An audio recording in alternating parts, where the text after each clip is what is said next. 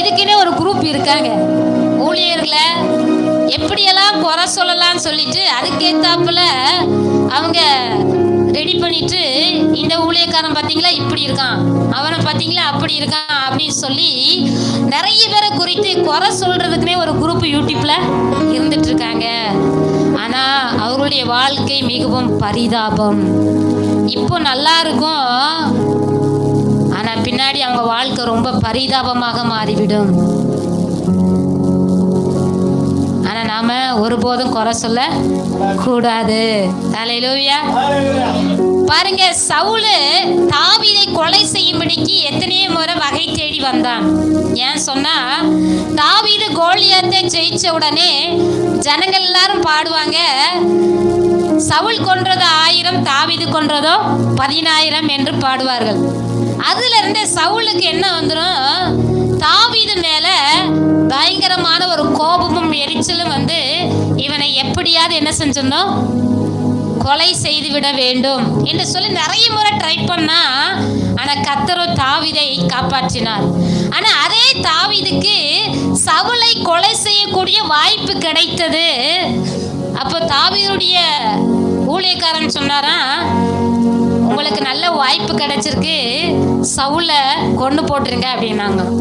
அப்போ தாவீது சொன்னாரா, இல்ல இல்ல இல்ல, சவுல் கர்த்தரால் அபிஷேகம் பண்ணப்பட்டவர், அதனால நான் என்ன செய்ய மாட்டேன், அவர் மேல கை வைக்க மாட்டேன் என்று சொல்லி வாய்ப்பு கிடைத்த பொழுதோ, அவர் கர்த்தரால் அபிஷேகம் பண்ணப்பட்டவர், அவர் மேல நான் கை வைக்க மாட்டேன்னு சொல்லி அவர் வாயால சொன்னதை வேதத்துல நம்ம பார்க்க முடிகிறது.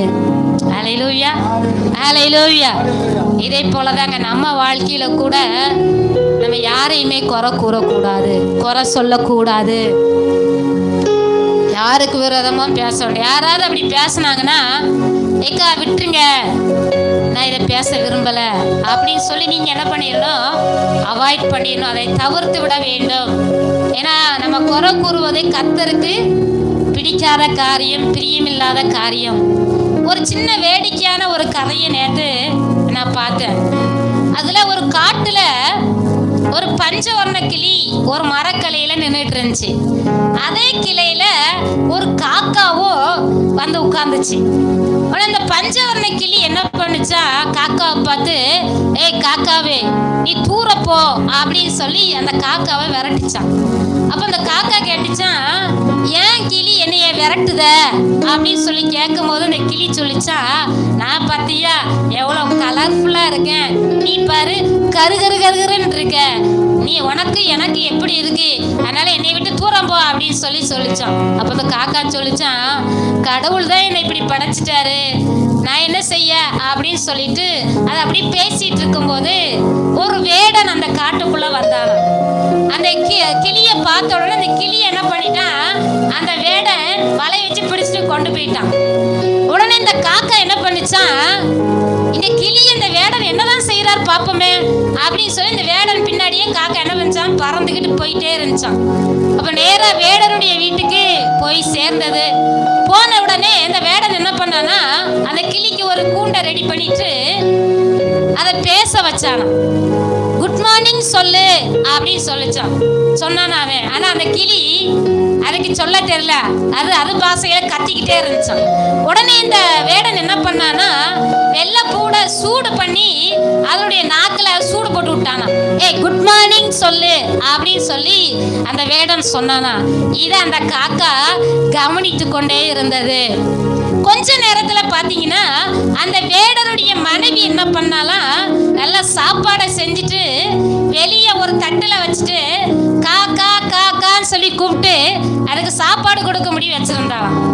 உடனே இந்த காக்கா என்ன செஞ்சுதான், அந்த கிளியையும் பார்த்துச்சான், இந்த சாப்பாட்டையும் பார்த்துச்சான். அந்த கிளியையும் பார்த்துச்சான், இந்த சாப்பாட்டையும் பார்த்துச்சான்.